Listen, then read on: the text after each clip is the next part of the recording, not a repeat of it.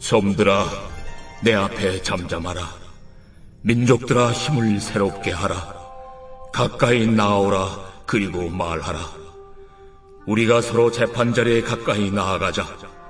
누가 동방에서 사람을 일깨워서 공의로 그를 불러 자기 발 앞에 이르게 하였느냐. 열국을 그의 앞에 넘겨주며 그가 왕들을 다스리게 하되 그들이 그의 칼에 티끌 같게 그의 활에 불리는 초계 같게 하매 그가 그들을 쫓아가서 그의 발로 가보지 못한 길을 안전히 지났나니 이 일을 누가 행하였느냐. 누가 이루었느냐. 누가 처음부터 만대를 불러내었느냐. 나 여호와라. 처음에도 나요, 나중 있을 자에게도 내가 곧 그니라. 섬들이 보고 두려워하며 땅끝이 무서워 떨며 함께 모여와서 각기 이웃을 도우며 그 형제에게 이르기를 너는 힘을 내라 하고 목공은 금장색을 격리하며 망치로 고르게 하는 자는 매질꾼을 격리하며 이르되 땜질이 잘 된다 하니 그가 못을 단단히 박아 우상을 흔들리지 아니하게 하는도다. 그러나 나의 종 너 이스라엘아, 내가 택한 야곱아, 나의 벗 아브라함의 자손아, 내가 땅끝에서부터 너를 붙들며 땅 모퉁이에서부터 너를 부르고 내게 이르기를 너는 나의 종이라. 내가 너를 택하고 싫어하여 버리지 아니하였다 하였노라. 두려워하지 말라. 내가 너와 함께 함이라. 놀라지 말라. 나는 내 하나님이 됨이라. 내가 너를 굳세게 하리라. 참으로 너를 도와주리라. 참으로 나의 의로운 오른손으로 너를 붙들리라. 보라, 내게 노하던 자들이 수치와 욕을 당할 것이요 너와 다투는 자들이 아무것도 아닌 것 같이 될 것이며 멸망할 것이야.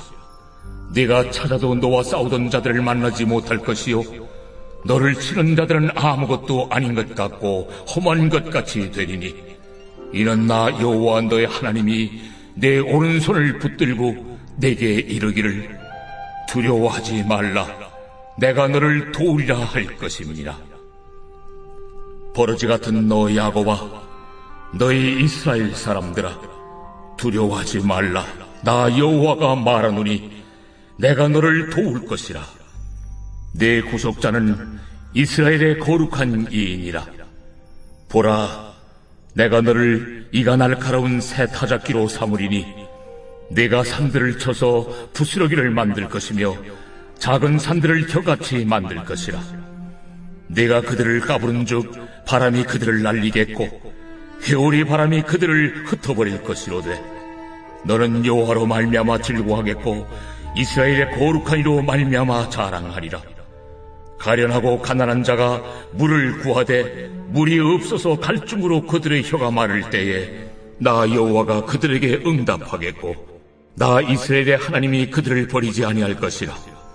내가 헐벗은 산에 강을 내며 골짜기 가운데 샘이 나게 하며 광야가 못이 되게 하며 마른 땅이 샘 근원이 되게 할 것이며 내가 광야에는 백향목과 시띠나무와 화석류와 들감남나무를 심고 사막에는 잣나무와 소나무와 황양목을 함께 두리니 무리가 보고 여호와의 손이 지으신 바요 이스라엘의 거룩한 이가 이것을 창조하신 바인 줄을 알며 함께 헤아리며 깨달으리라. 여러분은 혹시 성 어거스틴이라는 이름을 들어보셨습니까? 만약에 이 이름을 알고 계신다면 제가 추정하기를 어거스틴이 자기 죄를 기록했다는 참회록이나 어거스틴을 회심으로 이끈 눈물의 어머니 모니카와 관련해서 어거스틴을 알고 계실 것 같아요. 그러니까 대중적인 차원에서 어거스틴은 감성적인 측면으로 유명한 분입니다. 그런데 신학을 한 사람들에게 어거스틴은 그런 의미에서 유명한 분이 아니에요. 저는 이렇게 평가하고 싶은데요. 신학자로서 어거스틴은 단순히 뛰어난 사람이 아니고요. 감히 범접할 수 없는 천재입니다. 왜냐하면 보통 성경의 교리가 발전을 해나갈 때 그 발전했던 공식이 뭐였냐면 어떤 이단이 성경을 보고 잘못된 해석을 해요. 이게 뭘 의미하냐면 성경 해석에 구멍이 발견된 거예요. 그러면 정통 신학자들은 이 구멍을 바로잡는 과정에서 말씀의 정확한 의미가 다시 세워지는 거예요. 이런 식으로 신학은 서로가 서로에게 영향을 받고 누군가가 얻은 힌트 위에 나의 힌트를 더하면서 그렇게 발전되어 왔어요.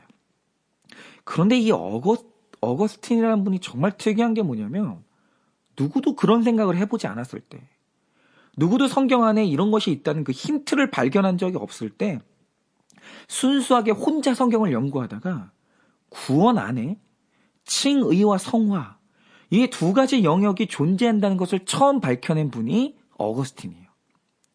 그러면 구원 안에 있는 이 칭의와 성화라는 것은 그 뭔가, 어떻게 이것이 나눠질 수 있는가?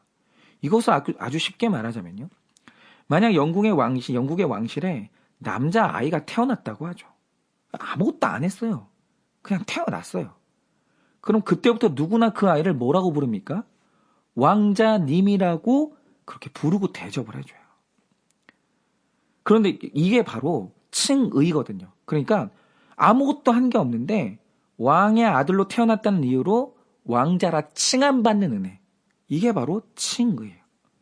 그런데 여러분, 왕자가 된다는 게 단순히 그렇게 명칭을 불리는 데서 끝나냐라는 거죠. 그렇지 않아요. 여러분, 왕자가 된다는 것은 왕가에서 태어나고 그렇게 불러준다고 끝나는 게 아니라 이제는 왕자가 되는 훈련을 받아야 되는 거예요. 여러분, 왕자로 불렸던 사람이 그렇게 되면 왕자로 불렸던 사람이 진짜 왕자가 되고 그러면서 왕으로 통치를 시작하는 거예요. 이렇게 왕자로 불렸던 아이가 왕이 되어가는 이 과정, 이 훈련의 과정, 이걸 성화라고 부르는 겁니다. 여러분, 우리의 구원도 마찬가지예요. 여러분, 누가 성도입니까? 분명한 건 성도가 될 때 가장 먼저 일어나야 되는 일이 뭐냐면 내 노력이 아니고요. 성령으로 말미암아 하나님의 자녀로 거듭남, 다시 태어나야 돼요. 그런데 나는 한 게 없고 성령이 은혜를 주사 나를 다시 태어나게 했는데 태어나 보니까 하늘의 모든 천사가 그리고 예수님이 나를 하나님의 아들이라고 불러주고 나를 성도라고 칭해주는 거예요. 바로 이게 칭의, 의로운 사람이라 불러주시는 그 은혜, 그거죠. 그런데 성도가 된다는 게 내 신분을 성도라고 불리는 데서 끝나냐라는 거예요. 그렇지 않습니다. 하나님은 한 사람을 성도로 부른 다음에 이제는 그를 성도로 만들어 가세요. 그러니까 성도라고 불리는 원석이 있으면 그 원석 그대로 놔두는 게 아니라 이제 그 원석을 성도의 모양으로 아름답게 조각하시는 거예요. 그런데 그렇게 조각하는 과정, 그 연단, 이것을 우리는 성화라고 부르는 거예요. 그러니까 성도로 부름받은 사람 중에 단 한 사람도 성도로 다듬어져가는 이 과정을 거치지 않는 사람은 아무도 없다라는 거예요. 그런데 오늘 우리가 말씀에서 유심히 봐야 되는 게 뭐냐. 여러분, 이사야서를 보면 하나님께서 이스라엘이라는 성도를 이제 다듬기를 원하세요. 그런데 그 다듬으실 때 목표가 있었어요. 그게 뭐냐면 하나님은 이스라엘의 입술을 통해서 하나님의 덕이 선전되고 하나님이 영광받기를 원했어요. 그런데 이사야서 6장 5절을 보면 이사야가 하나님을 만나고 자기에 대해서 가장 먼저 깨달은 게 있어요. 그게 뭡니까? 이렇게 기록합니다. 화로다. 나여 망하게 되었도다. 나는 입술이 부정한 사람이요. 나는 입술이 부정한 백성 중에 거주하면서 만군의 여호와이신 왕을 배웠음이로다. 여러분, 뭡니까? 그가 입술로 하나님을 찬양하는 자로 부름받았는데 문제는 찬양할 준비가 안 된 거예요. 입술이 너무 부정한 거예요. 그래서 하나님이 작정하신 게 뭐냐면 이스라엘의 입술을 숯불을 통해서 성화시키기로 작정을 하신 거예요. 그런데 중요한 건 이스라엘의 부정한 입술을 성화시키는 하나님의 숯불, 그 도구가 뭐였냐라는 거죠. 바로 그게 이스라엘이 경험했던 모든 만남이에요. 즉 이스라엘이 만났던 모든 만남은 하나님의 뜻대로 그들을 성화시키는 하나님의 도구였다는 거죠. 여러분, 잠언 27장 17절이 말하는 게 뭡니까? 철이 철을 날카롭게 하는 것 같이 사람이 그의 친구의 얼굴을 빛나게 하느니라 라고 했어요. 여러분, 이게 무슨 뜻이죠? 여러분, 철을 조각하는 것은 철이에요.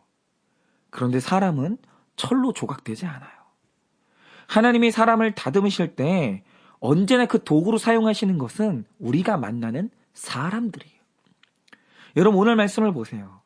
이사야서라는 것은 부르신 이스라엘을 이스라엘의 모양으로 다듬으시는 하나님의 거대한 과정을 기록한 책인데, 그분이 이스라엘의 성화를 위해서 하셨던 일이 뭡니까? 계속해서 누군가를 부르고 그들을 이스라엘과 만나게 하시는 거예요. 여러분, 오늘 만남을 보세요. 2절을 보면 이스라엘은 동방에서 일어난 한 사람을 만나게 됩니다.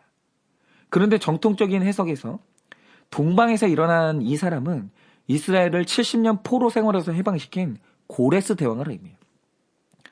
그러니까 이스라엘 백성들이 그들을 해방시킬 강력한 왕을 만났어요. 그런데 이 만남이 우연이냐라고요. 오늘 말씀이 말하는 건 그게 아니라는 거예요. 여러분, 이 왕을 불러 이스라엘의 발 앞에 부르신 분이 누굽니까? 여호와 하나님이에요. 그러므로 이 만남은 우연이 아닌 거예요. 그런데 정말 중요한 것은 해방자 고레스와의 만남만 여호와에 의한 만남이냐라는 거예요. 충격적인 것은 그게 아니라 4절을 보면 이 만대라는 단어가 나오는데, 이 만대의 뜻이 뭐냐면 모든 나라라는 뜻이에요. 그러니까 이스라엘이 만난 모든 나라, 즉 그들을 잔인하게 탄압했던 아수르, 남유다를 철저하게 무너뜨린 바벨론, 그리고 그 옆에서 이스라엘의 남유다의 멸망을 두었던 에돔과의 만남, 이런 모든 만대와의 만남이 전부 다 하나님께서 부르신 만남이라는 거예요. 그러면 도대체 이 만남이 왜 필요한가? 그것은 8절, 9절에 기록된 대로 이스라엘을 하나님의 거룩한 종으로 다듬어야 되겠는데, 그 다듬기 위해서 이 만남들이 반드시 필요했다라는 거예요. 그러면 여기서 우리의 만남을 적용하자 이겁니다. 특별히 모든 만남 중에서도 결혼이라는 만남이 세상에서 가장 중요한데요. 분명한 사실은 우리 중에 해방자 고레스 같은 사람과 만나 결혼한 분도 있어요. 그런데 우리 중에는 잔인한 탄압자인 아수르 같은 사람과 결혼한 분도 계시고, 내 자존심을 완전히 무너뜨리는 바벨론과 같은 사람과 결혼한 분도 계세요. 그런데 우리가 반드시 알아야 될 사실이 뭐냐면 이 만남은 우연이 아니라는 거예요.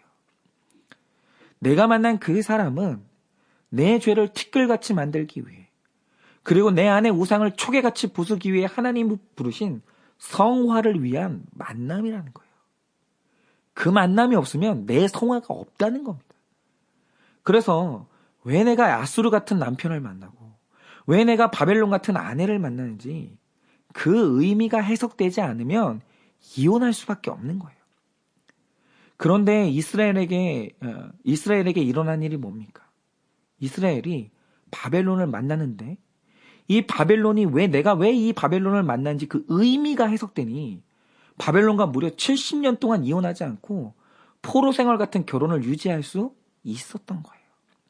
아, 이 바벨론은 나를 하나님의 뜻대로 거룩하게 하는 숯불이구나. 이 바벨론과의 결혼 생활이 없으면 나는 하나님께 쓰임을 받을 수가 없구나. 여러분, 이걸 깨달았다라는 거예요. 여러분, 우리의 만남에 우연은 없어요. 만약 내가 아수르 같은 남편을 만나고 바벨론 같은 아내를 만났다면 그 배우자를 통해 다듬기 원하시는 나의 부정한 것이 무엇인지 그걸 봐야 되는 거예요. 그는 바로 나의 부정한 입술을 이 정결하게 만드는 하나님이 선택하신 숯불이라는 거죠. 여러분, 내 배우자는 내 우상, 내 죄를 꺾기에 가장 적합한 사람이에요. 그 만남인 것입니다. 그래서 제가 이 말씀으로 제 아내를 한번 해석해 봤어요. 내 아내와 내가 만난 것은 절대로 우연이 아닌데 왜 하나님은 수많은 사람 중에 굳이 내 아내를 만나게 하셨을까? 근데 이제 살아보니까 하나님이 옳아요. 여러분, 제 죄패이자 거의 모든 남자들의 죄패가 바로 혈기인데요. 제 혈기가 어디에서 나오냐라고 하면 저라는 사람은 비교의식이 강하고 이 비교에서 오는 열등감이 너무 심해요. 그래서 저는 뭔가를 봐도 그것을 있는 그대로 보는 법이 없이 언제나 꼬여 있어요. 예를 들어서 어떤 사람이 서울대를 나왔다고 하죠. 이 예를 드는 것도 저는 아마 학벌에 대한 열등감이 있기 때문에 또 이 예가 나오는 것 같아요. 어떤 사람이 서울대를 나왔다고 하죠. 그러면 솔직히 서울대 나왔다면 훌륭한 거 아닙니까? 아니, 보통 성실하고 보통 공부 열심히 해서 서울대 입학할 수 있는 게 아니잖아요. 최소한 제가 놀 때 그분은 공부했고 제가 딴 생각할 때 그분은 집중했기 때문에 서울대를 간 거예요. 그러니까 있는 그대로 그들의 훌륭함을 인정하고 배울 건 배우면서 잘 지낼 수 있잖아요. 있는 그대로 봐주면 되는 거죠. 그런데 일단 저는 누군가 서울대를 나왔다고 하면 나의 학벌과 비교가 되면서 열등감이 발동돼요. 그러면서 그에 대해서 관심이 가고 신경이 쓰이는데 관심이 없는 척을 하는 거예요. 서울대 나왔는데 뭐? 별 인생이 있어? 뭐 어쩌라고. 인생에서 학벌이 제일 중요한 게 아니잖아. 그런 식으로 무관심한 척을 해요. 그런데 속으로는 그날부터 그 사람의 학벌이 그렇게 신경 쓰이면서 그 사람 앞에서 더 유식한 척하고 실수 안 하려고 노력하고 더 교양 있는 척을 하는 거예요. 그리고 이미 서울대 나온 인간들은 교만할 거라는 단정을 짓고 무시당하지 않으려는 몸부림을 치는데 상대방은 저한테 아무 관심 없는 거예요. 이렇게 저는 열등감이 있고 꼬여있기 때문에 인생을 너무 피곤하게 살아왔어요. 그런데 제 아내는 어릴 때 가정에서 워낙 인정받고 사랑받았기 때문에 경쟁을 해본 적이 없기 때문에 비교의식이 없어요. 그리고 꼬인 게 없습니다. 그래서 사람의 좋은 점을 보면 있는 그대로 볼 줄 알아요. 그래서 그런 사람이 저처럼 피곤하게 사는 사람들, 뭘 봐도 꼬여있는 사람들을 보면 이해를 못하는 거예요. 그래서 마음 편하고 단순하게 사는 제 아내 옆에 있으면 제 몸부림이 얼마나 무가치한 꼴값인지 내 모습이 얼마나 찌질한지 늘 깨닫게 돼요. 그게 비참할 때도 있지만 그 아내를 통해서 내 몸부림을 내려놓게 되는 거예요. 그리고 제 아내는 예민한 게 없고 참 단순합니다. 그래서 한 번은 이제 어떤 일이 있었냐면 그 미세먼지가 심한 날이 있었는데 그 창문을 다 닫아놨는데 그렇게 걱정을 하는 거예요. 그래서 아니 창문이 다 닫혀 있는데 왜 그렇게 걱정하냐고 했더니 아내가 심각한 얼굴로 하는 말이 뭐냐면 누군가 말하길 미세먼지가 창문을 통과해서 들어온다는 말을 들었다는 거예요. 그러면서 그렇게 걱정을 하는 거죠. 그런데 그 말을 해준 분이 친한 사람이니까 생각도 안 해보고 그 말을 믿고 걱정을 하고 있는 거예요. 그래서 제가 만약 제가 이 말을 하고 있는데 지금 이게 뭐가 잘못된지 모르는 분은 정말 심각하게 단순한 분이고 약간 생각이 없는 분인 거예요. 그런데 정말 신기한 게 뭐냐면 세상에 단순한 제 아내가 저의 숨겨진 죄에 대해서는 굉장히 예민해지고 전혀 논리적이지 않은 여자가 제가 잘못된 생각을 품고 있을 때는 칼 같은 논리로 제 잘못된 생각을 티끌같게 만들고 활 같은 날카로운 말로 제 자존심을 초계같이 만드는 거예요. 그러니까 제가 살다가 저보다 10살이나 어린 이 아내한테 왜 그렇게 생각이 없고 철이 없냐는 말을 들을 때 그 말이 바벨론같이 제 자존심을 무너뜨린다니까요. 얼마나 아픈지 모릅니다. 그런데 가만히 묵상해보면 제 아내는 제 거룩을 위해 하나님이 만나게 하신 최고의 만남이 맞고 이 여성이 저의 이 죄를 무너뜨리는 이 바벨론이 맞다라는 거예요. 그래서 제 아내를 만나서 세상에서 내가 최고로 행복하냐라고 하면 확실히 그건 아닙니다. 어떻게 제일 행복하겠어요? 얼마나 아픈데. 그런데 내 아내를 만난 내가 결혼 전보다 더 거룩해졌냐라고 내 성화가 더 진전됐냐라고 하면 그건 확실히 맞다는 걸 부인할 수가 없는 거예요. 제 아내의 감시대 덕분에 저는 더 실수를 줄이고 있고요. 저는 죄를 더 덜 짓고 있어요. 그래서 우리의 만남은 이 만족이 아니라 순종해야 되는 것이고 이해가 아니라 해석돼야 되는 거예요. 여러분은 어떠십니까? 여러분은 여러분의 만남에 특별히 여러분의 결혼의 이 배우자가 순종이 되고 해석이 되십니까? 혹시 내 만남, 내 결혼이 만족이 안 되고 해석이 안 돼서 이혼밖에는 답이 없다고 생각하지 않으십니까?